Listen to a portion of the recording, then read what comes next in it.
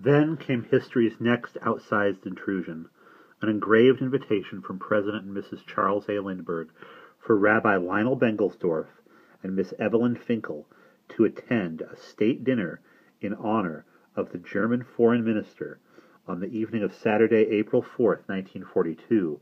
The cross-country solo flying tour of 30 cities had raised Lindbergh's reputation as a no-nonsense realist and plain-talking man of the people, higher even than it had been before Winchell had labeled the von Ribbentrop dinner the political blunder of the century.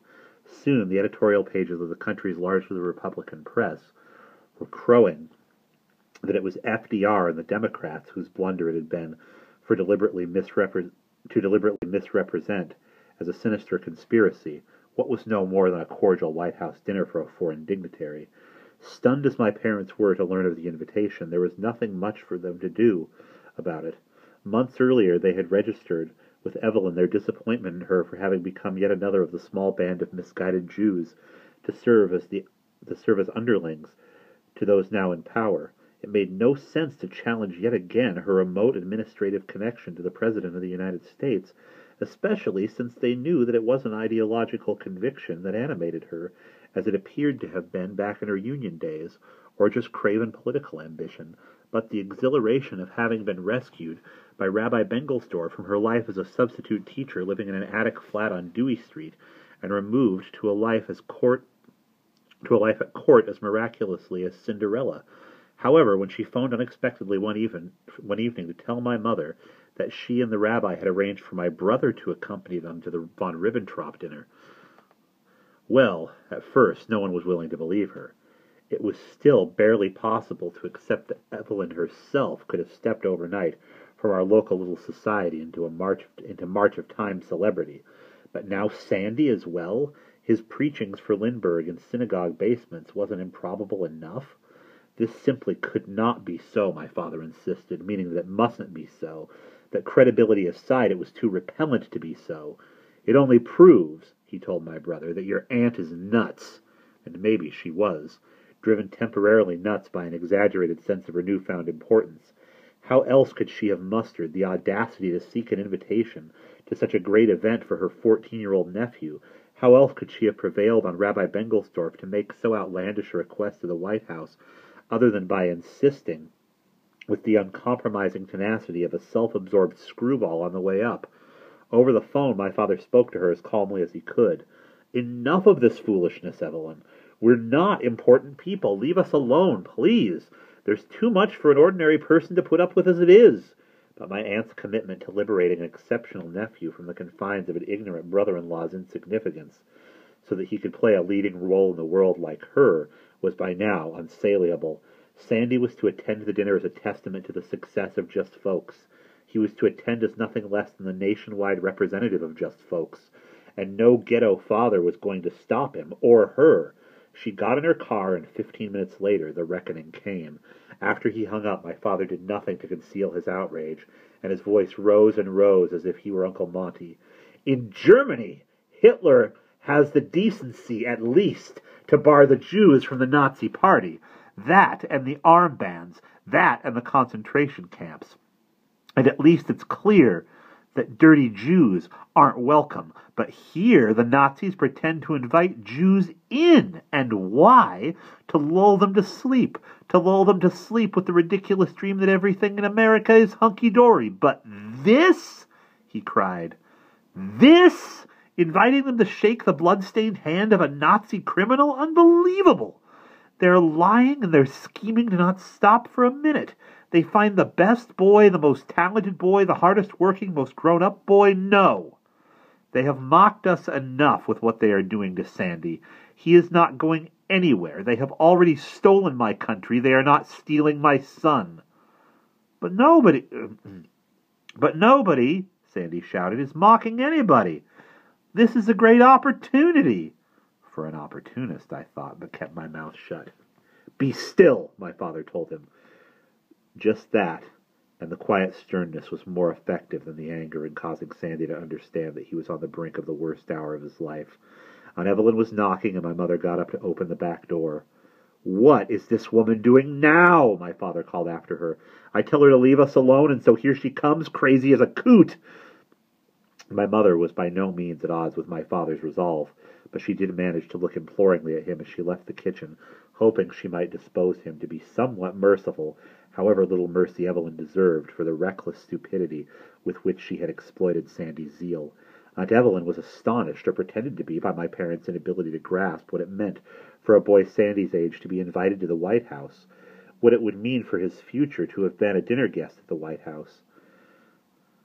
"I am not impressed by the White House," my father cried, hammering on the table to shut her up after she'd said the White House for the 15th time. "I am only impressed by those who live there, and the person who lives there is a Nazi." "He is not," Evelyn insisted. "And do you want to tell me that Herr von Ribbentrop isn't a Nazi either?" In response, she called my father a frightened, provincial, uncultivated, narrow-minded, and he called her an unthinking, gullible, social climbing, and the quarrel raged across the table, each hotly spitting out indictments to increase the fury of the other, until something Aunt Evelyn said, something relatively mild as it turned out, about the strings Rabbi Bengelsdorf had pulled for Sandy, was one absurdity too many for him, and he got up from the table and told her to leave. He walked out of the kitchen and into the rear foyer, where he opened the door to the stairwell, and from there he called to her, "Get out! Go, and don't come back. I never want to see you in this house again." She couldn't believe it any more than the rest of us. It seemed to me to be a joke, a line tossed off in an Abbott and Costello movie. "Get out, Costello, if you're going to carry on like that. Leave this house and never come back." My mother got up from where the three adults had been sitting with their tea and followed him into the foyer. "The woman is an idiot, Bess," my father said to her. "A childish idiot who understands nothing. A dangerous idiot." "Close the door, please," my mother said to him. "Evelyn," he called, "leave now. Immediately. Leave." "Don't do this," my mother whispered. "I am waiting for your sister to get out of my house," he replied. "Our house," my mother said, and she came back into the kitchen. "Ev, go home," she said softly. So everything can quiet down, and Evelyn's face was on the table, hidden in her hands. My mother took her by the arm and lifted her to her feet and walked her to the back door and out of the house. Our assertive, effervescent aunt, looking as though she had been hit by a bullet, was being carried off to die. Then we heard my father slam the door. "The woman thinks it's a party," he said to Sandy and me when we stepped into the foyer to view the aftermath of the battle. "She thinks it's a game." "You've been to the newsreel theater. I took you boys. You know what you saw there." "Yes," I said. I felt I had to say something, since my brother was now refusing to speak. He had stoically endured Alvin's remorseless ostracism, and he had stoically endured the newsreel theater, and now he was stoically enduring the banishment of his favorite aunt. At 14, already at one with the family's obstinate men, determined to stand up to anything. "Well," my father said, "it's not a game. It's a fight. Remember that, a fight." Again I said, "Yes." "Outside in the world," but here he stopped. My mother hadn't returned. I was 9 and thought she would never return, and it may have been that my father at 41 thought so too. My father, who had been freed by hardship of many fears, was not free of the fear of losing his precious wife. Catastrophe was no longer far from anyone's mind, and he was looking at his children as though we were suddenly as bereft of a mother as Earl Axman was on the night of Mrs. Axman's nervous breakdown. When my father went to the living room to look out our front window, Sandy and I trailed closely behind. Aunt Evelyn's car was no longer at the curb, but my mother wasn't standing on the sidewalk or on the stoop or out on the alleyway or even across the street. Nor was she in the cellar when my father ran down the cellar stairs calling her name. Nor was she with Selden and his mother. They were eating in the kitchen when my father knocked, and the three of us were let in. My father said to Mrs. Wishnow, "Did you see Bess?"